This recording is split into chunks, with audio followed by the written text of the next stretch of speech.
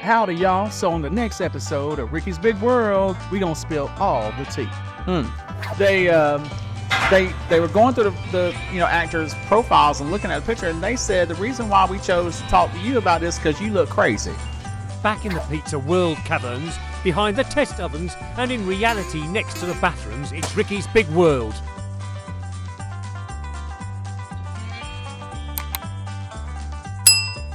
Hi, Ricky Bartlett here with another edition of Ricky's Big World. Roxanna, what are you doing? Taking TikTok videos of you. Can you let me know before you doing stuff like that? I mean, I might be picking my nose or something like that. Got bubble gut. You just don't know. And that's kind of rude. That's the beauty of it. That's not the beauty of it. No, We'll get ma'am. more views. Huh? We'll get more views. If I'm no, I have self-pride. We ain't doing that. So, what are we talking about right now? Because you mentioned something. Yeah.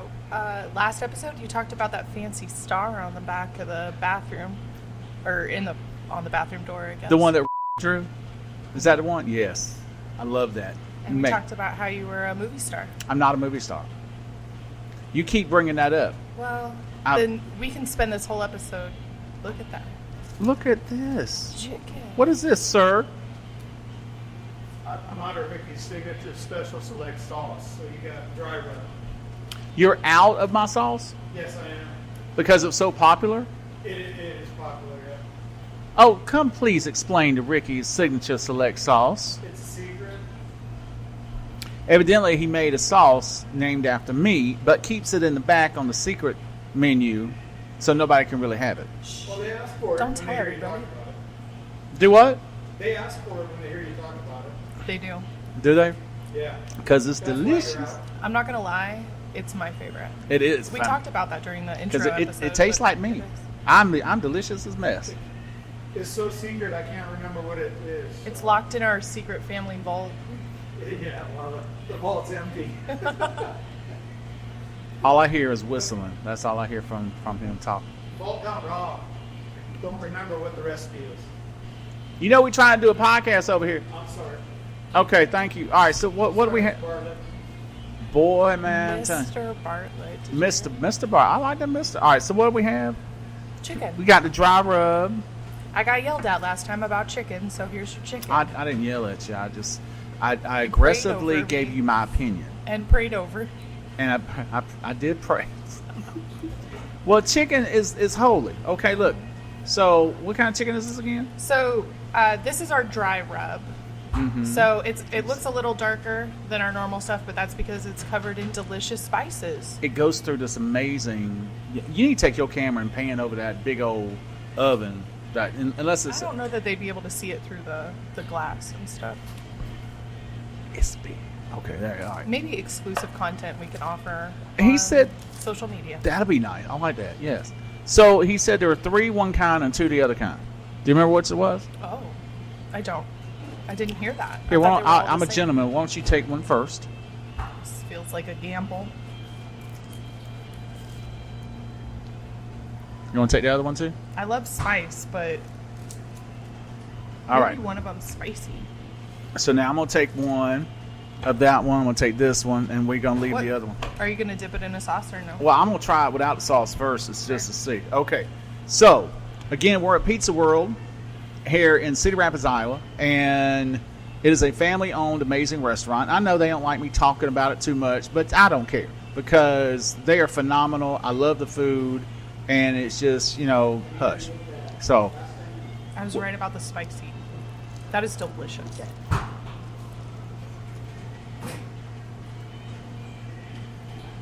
I grabbed the not spicy one. Okay. All right, I'm gonna try the other one. Hold on. All right. Wait till you try that. Ooh, I like that. Uh-huh. You know what that tastes like? Spicy pork rind, but with chicken. Fair enough. Bob, you hear that? No. It tastes like spicy pork rinds on chicken. Yeah, it's good, isn't it? Man, it is phenomenal. See, some people will say thank you for a compliment. No. We got it. It's good, isn't it? So, yes, it's good. It's delicious. Thank you. We're family. We're All right, so what do you want to talk about today while we're eating? Let's talk about why you have a fancy star on your dressing room.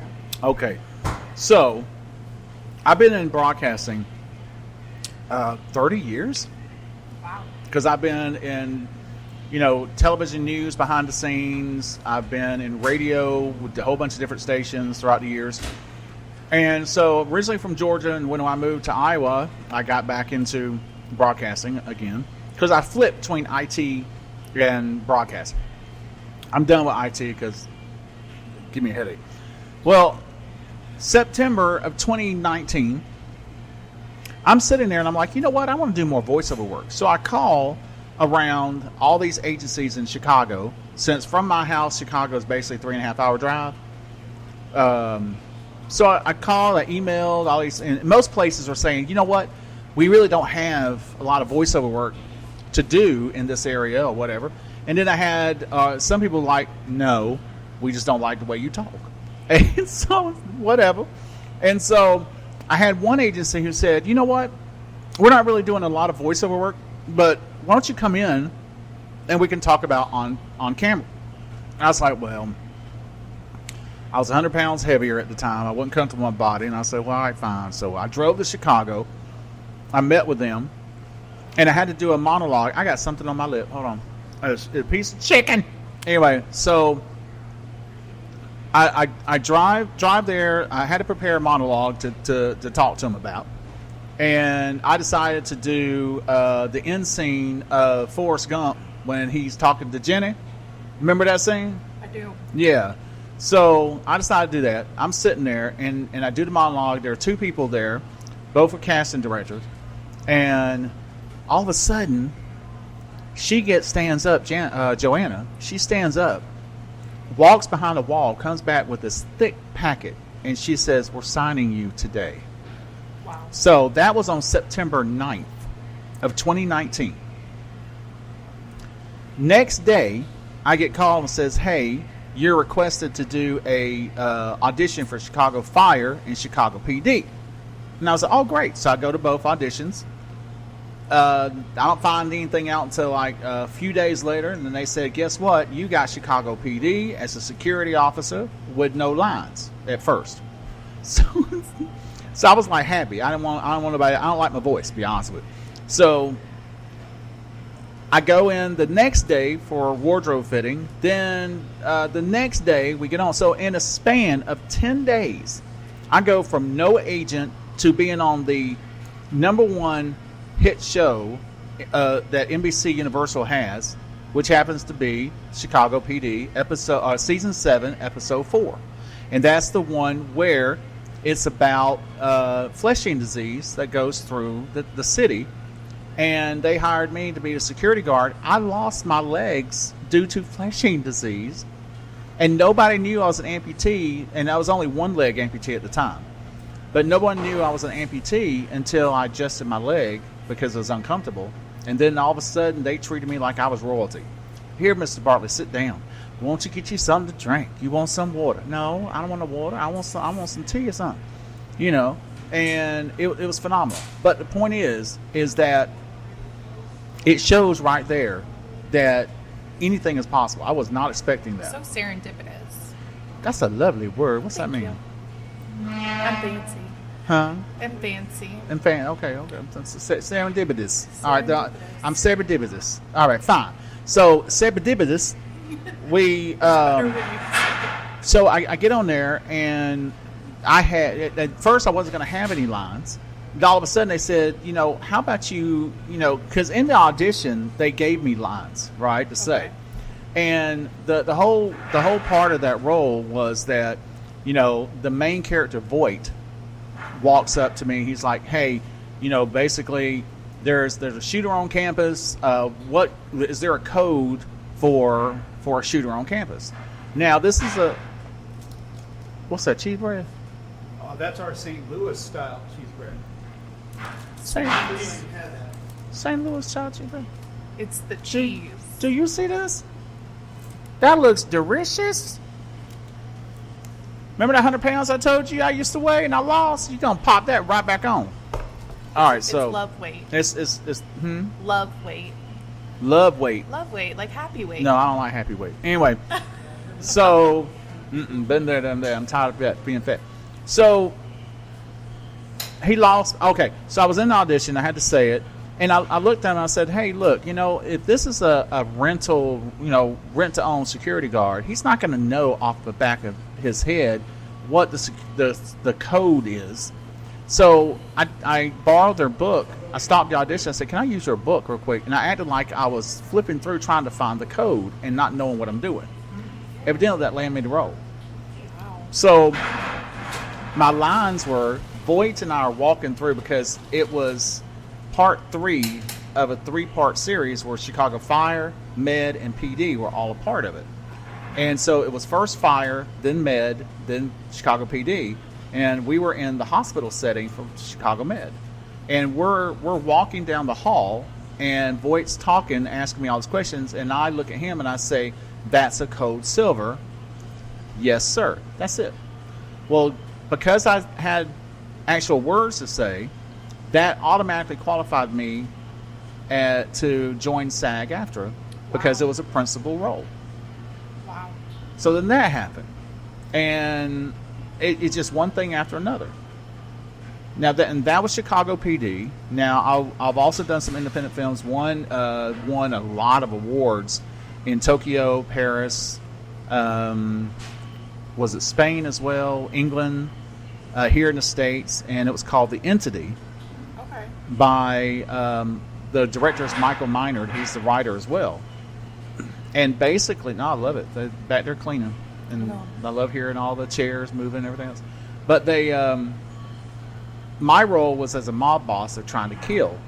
And this guy, he double crosses me and comes to find out there's a vampire that, and he goes and he leaves. He jumps out of the car because we had this amazing 1966 Lincoln convertible that was loaned to us. And so the character, old boy Matty, he leaps out of the car to run away because he sees the vampire in the distance. I don't see anything. I'm looking down. In fact, it's the main video that I have on my IMDb page when you first open it up.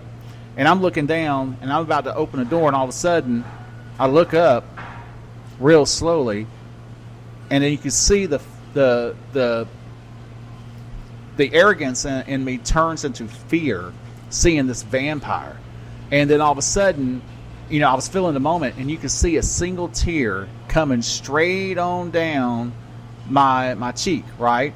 And then the vampire speaks in its language and then attacks me, but you never see it. So we don't know if it turned me into a vampire or if it just decided, we hungry and we gonna eat your chunk yourself because you smell like chicken, right? Fair enough. Don't I smell like chicken? Well, right now, because we're eating chicken. It's delicious. So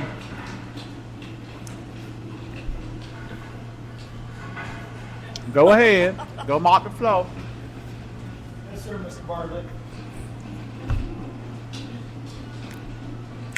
He's fired. All right, so there was that movie. Like I said, I was surprised. We put it in the film festivals, and it won a lot of stuff. I was in another film called Remote that was filmed, recently, and locally. And at first, they wanted me as the sheriff, but when I met with the assistant director who went out to lunch, and first time he ever seen me, he said, I noticed the look on his face because at first, before I first pulled up, he had this smile on his face, and then when he seen me get out of that car, he went like this. And I later found out it's because I'm too big for the sheriff outfit that they bought. Oh my goodness. And, I'm 6'4", and I got these big old beautiful shoulders, but also had chunky around my waist. Not as much as now, but it's still there. So they said, "We really still want you in the movie. How do you feel about being just somebody on the street, a man on the street?" And I said, "That's fine. Yeah, that's fine. I don't throw away a role." Yeah. And so the movie I think it recently came out. I haven't seen it because I don't watch anything I'm in. That's I crazy. can't. I know, like, there's a lot of actors who can't watch themselves. I know it kind of just depends on the person, but you know can't why? watch yourself. I'm too critical. Oh. I will look at a role and I will watch it and think I could have done that better, Oh. or why did I do it that way? And so I can't watch myself. Yeah. I did a commercial in Des Moines for the Winter Olympics a couple of years ago. I've never seen it. Oh, really? So the only thing I have seen, I watched the trailer. Any trailers that are made, I watch that. But Okay. I can't watch the movie or the show or whatever. It's just like too much. It just, again, Chicago PD. I've never seen Wow. it. Not that episode. That really does surprise me. And again, I know exactly what it is. It's because I will be too critical. You know, I'm proud that the fact that no one knew I was a leg amputee Yeah. when I was walking. In fact, with Chicago PD, we actually we reshot that scene 11 times. None was my fault. Let's go ahead and raise it to the chapel. None was my fault. Of course, I only have like 5-6 words to say. But anyway, so and by the time we were done, and people complimented me because they were like, you know, God, you were walking so fast, and I said I had to walk through the pain because 11 takes of walking down this long hallway, my leg was killing me. Yeah, I bet. And so it was worth it. It was all worth it. Yeah. But so Chicago PD was the first, and I've actually had people mad at me for being on Chicago PD. What? Friend of mine was dating this lady who was an actress. She went to these fancy schools to be an actress and everything else. And I had lunch with them in Chicago one day. And when she found out that I have not had schooling in acting, I did not go to some fancy this and fancy that. I did not take acting classes, and I landed a role on a major television show. She was so angry with me that this woman has not spoken to me after all these years. Really? And That's unfortunate. it is unfortunate because, see, I have a mentality that if you succeed, we all succeed. That's the way I look at acting. Right. But, you know, being a disabled actor is even more a sense. What are you doing? I'm sorry. I was trying to do it quietly. She so I wants didn't that bread. interrupt Go ahead and get the bread. Go ahead and get the bread. You always get the one I want. you. How? Then we're. That's very all right. You know similar. what? Don't worry about it. Don't worry about it. Because I'll get this piece. Because I want y'all to see this.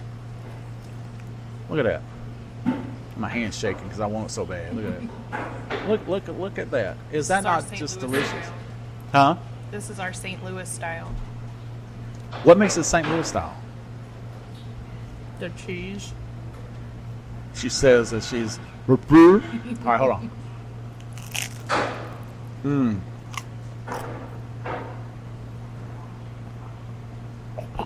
See, I'm sorry. We're gonna have to start an ASMR What's that? station. It's like sounds. People listen to sounds with you chewing. No. It's smoky. Yeah, and it's kind of creamy. It kind of reminds me of like a cream cheese. Did you? Nah. Yeah. Okay, I can see it. Did you hear that crunch though? I don't know if you can hear it. I love me some cheese. Oh, sweet. So it's called Provel. That's the type of cheese it is. And it's Provel. Pavel. And it's like, It's fancy. yeah, it's a St. Louis cheese. They're known for it. And yeah, we have it in case you ever want to put it on a pizza or cheesy sticks or garlic bread. I've been coming here for delicious. years. I didn't know nothing about this cheese. That's the beautiful thing about this podcast. We're going to give you all the special stuff. Segue. Just segue right into. I didn't even know about it. You fell right into the trap. Fell right into the trap. All right. So what else? So the remote, again, a very very small part. And I gotta say, there's no such thing as a small part. You go do your job, and if you want to get into acting, you want to do background roles, do it. I love the inspiration in that. Like, regardless of your background or your training or your education or your age, do it. Do it. And that's the thing. I ain't gonna tell you how old I is, but I did theater when I was a teenager, and then that's it. That is it. And I love being back in acting again. And so, but I had more auditions than I've had roles. And they say that the average person will have 255, 200 something auditions before they land their first one. That's super interesting. But I've had auditions for major things. A Marvel movie, had audition for that. I ain't get it. Sesame Street, had audition for that. You want to hear something about that one? Yeah, All I right. do, actually. So, here's the thing. That's part of this. So, I have an agent in Chicago, agent here, and I have one agent who represents me in New York and L.A. Wow. Now, my country's Southern Self probably had no business in L.A. and New York, but there it is. So she sent me a thing, and she said, okay, it is a role on a puppet show. We can't tell you what it is, limited information, and it's for an ambiguous role named Pat. And so I ain't seen it didn't register. It would have been Sesame Street. So I almost said no. Even with it being like a puppet show, there's not very many of those. I wasn't thinking about that because my child's been grown. Fair. Okay, so I get the script and I'm reading it and I went, okay, well, I'm gonna turn it down. I don't want to do it. And we had just got through watching Gabriel Iglesias, Fluffy, and he said that he learned one rule in acting because he almost said no to Magic Mike, that role he did as the DJ, right? Right. I've never seen Magic Mike anyway, but he said always say yes, and then you find out more. So Jennifer reminded me of that, and I said, okay. So I just said yes. Then as soon as I said yes, I signed the NDA, the non-disclosure agreement. That's when they sent me the information of the name and everything else, and it was Sesame Street. Wow. And then I was told later that I did an amazing job, but I was not ambiguous. I clearly look male. Yeah. So and Pat needed to be kind of questioning on that. And I respect that. I was like, okay, I get that. So I didn't get to Sesame Street. That's so cool, though. But I got the audition. I just auditioned for Law and Order, which I didn't even know that the show is still running. And it's like criminal organization, organized crime, or something like that. Okay. Waiting to hear back. I have an audition coming up again for a show called Will Trent. Okay. And I haven't even seen that one yet, so I gotta go home and watch it. Now, what's coming up soon is I was in a movie called Intent Unknown, and that's the one you wanted to talk about. That's the one. Yeah. All right, so what do you want to know? Everything. Tell us Everything? I want to know every detail. Okay. I Every didn't spicy audition for it. little bit. Huh? Every spicy little bit. I get a phone call. I'm at work, and I get a phone call from the director who says, "Hey, is this Ricky Bartlett?" And I said, "Yes, it is." He said, "We're going to be filming a movie. We're coming to Iowa. We're going to film a movie, feature-length film, and we want to talk to you about being the antagonist in the movie." And I said, "Oh, okay." So I talked to him on the phone, and when they had already written a character, and when they found out I was a double-leg amputee, they incorporated my disability into the character. But I didn't audition for the role. They just simply said, "We want you," and just by talking to me. And the reason why they contacted me originally, because there's Iowa has this amazing website, it's Produce Iowa. And what they do is you can go on there and you can actually put a profile of yourself in the acting category for this particular reason. So they they were going through the actors' profiles and looking at the picture, and they said the reason why we chose to talk to you about this because you look crazy. Your eyes look demonic, and you look like somebody that ain't funny. What you cackling about, Bob? But that's what they said. They said I look crazy, like I should be in an asylum. So it's typecasting. Your mama. Okay, so yeah, they typecast it. I guess is what it is. I didn't need that, Bobby. Family banter. So, hold on, I gotta compose myself. I'm about to go to jail. So so they told me that, and I was like, really? I look crazy? And they said, yeah, there's something about your eyes. You just look crazy. So I was like, all right, I respect that. And then I found out who's in it. They said, oh, by the way, Academy Award and Golden Globe actor Eric Roberts, Julia Roberts' brother, is going to be in the film too as the protagonist. And I went, I'm sorry, excuse me. And it was just one of those surreal things that I just landed a part in a movie with a Golden Globe and Academy Award actor, and I didn't even audition for it, all because I look crazy. Life is good. So, All because I look crazy. So we filmed it in Iowa, and we filmed it in two parts. One during the latter part of wintertime, and another in the beginning of fall. And so at first we thought we were done in the winter part of it. And then all of a sudden they're saying, we need more action shots. And can you handle action shots being a double leg amputee? And I went, well, let's see. Man, I didn't realize how exhausted I was going to be because I was doing some things that I didn't think I could do. Really? And it was very physical. Okay. Very, very physical. But Eric Roberts was fantastic. When he came on set, he was just a gentleman. We told stories, and he was great. But there were a lot of local kids that were in the film too. Yeah. So that was good.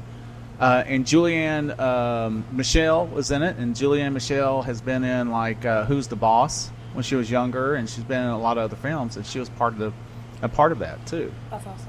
But we're going to be having the world premiere coming up soon, and I have to go to that because they're also going to be doing an actor talk on stage after the film.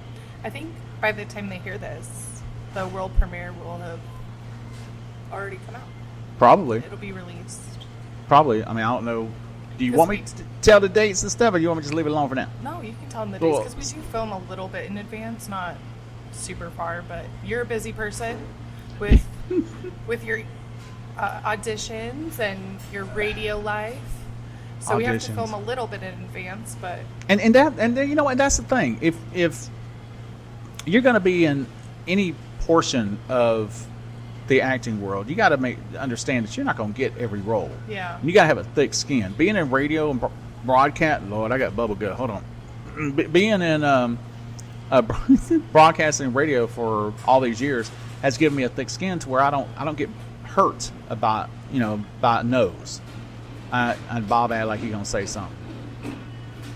You remember in Cara Burnett when she at the end of the show how she used to walk out? I think he does a lot of it on purpose. I think he's doing it on purpose. I think for people that aren't listening to it but watching it on YouTube, I think it'll be fun to pick up what he's doing in the background. Mm-hmm. Oh no, I mean I know he's cleaning. It smells real good in here too. Yeah, it smells great. I mean I don't know what product y'all We're using. right in between two rushes, so it's right after lunch. We get a little downtime, and then in.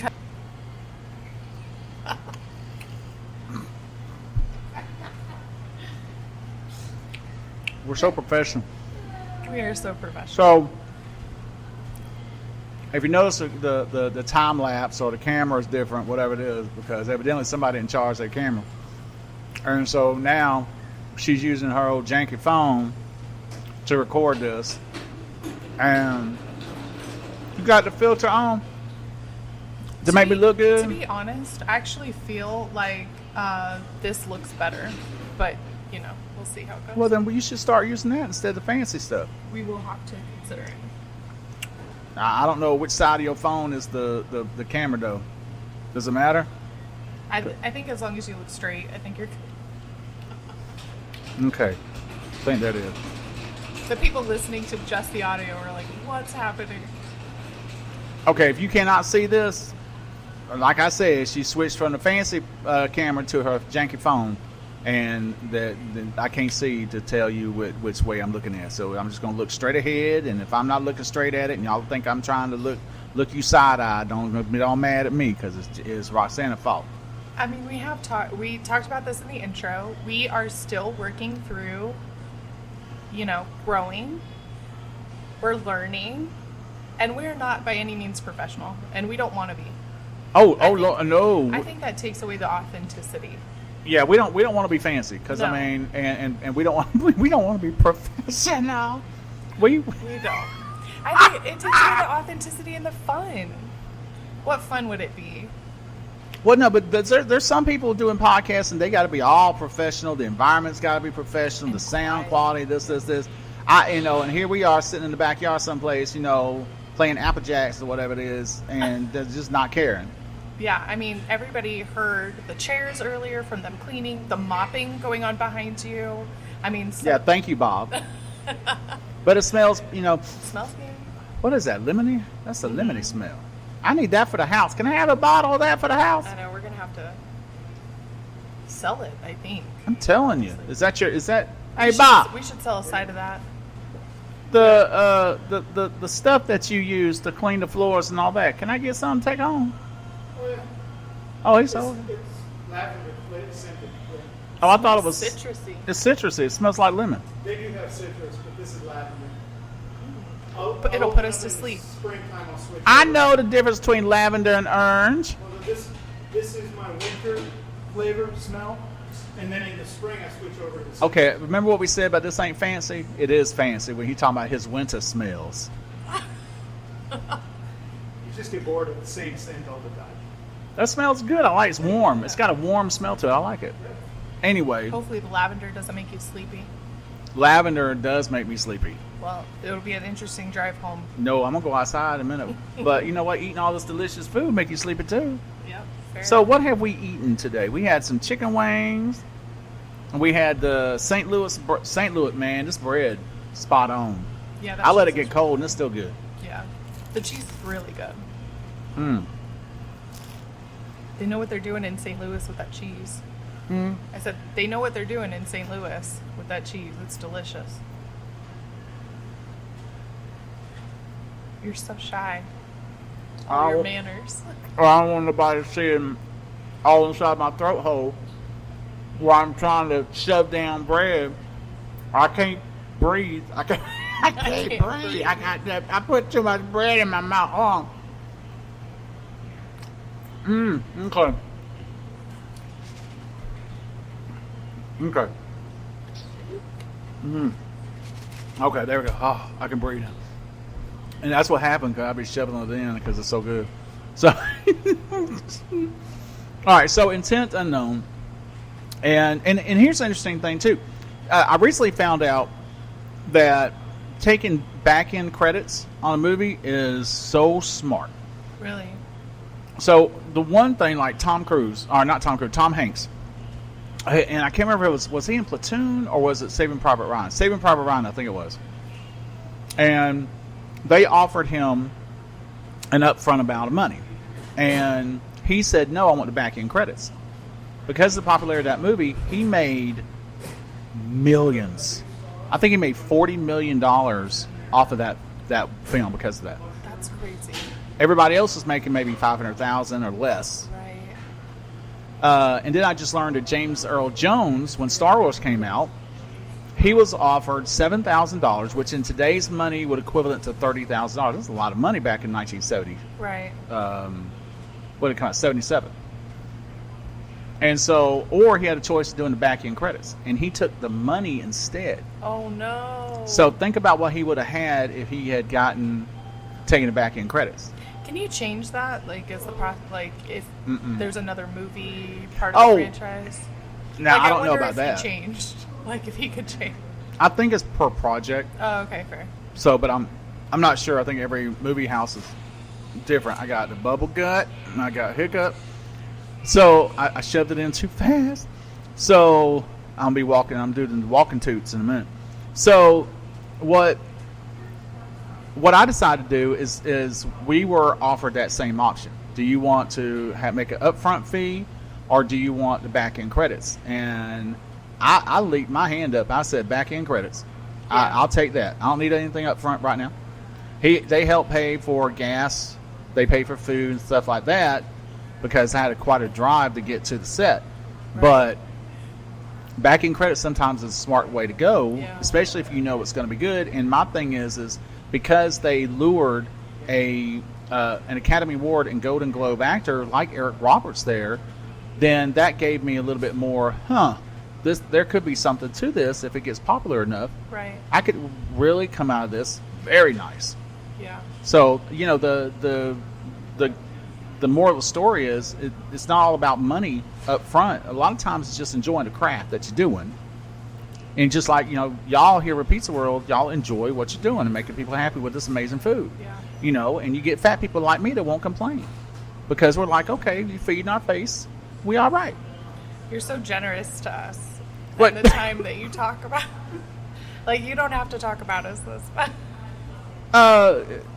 But I'm glad you Does do. it say Roxanna's Big World? I'm No, it just saying- said it said Ricky Big World.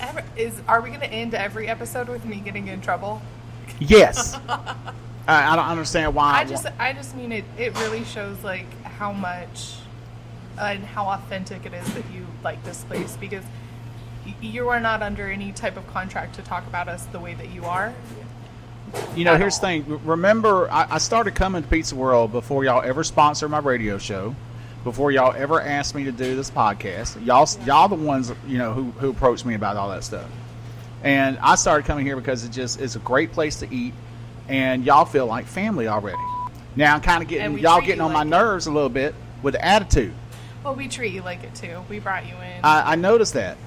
I mean, you guys were already sitting there talking about, why don't we just go ahead and let them have the office in the men's room, and it's okay. Where's my star at? On the back. And see that Bob laughing about He it. loves it. Yeah, he loves it. Yes, it's lovely. It's lovely. But you know what? I've got a star, and that's where the humbleness and the thank you and appreciation comes in. And why did it. Is Roxanna's son.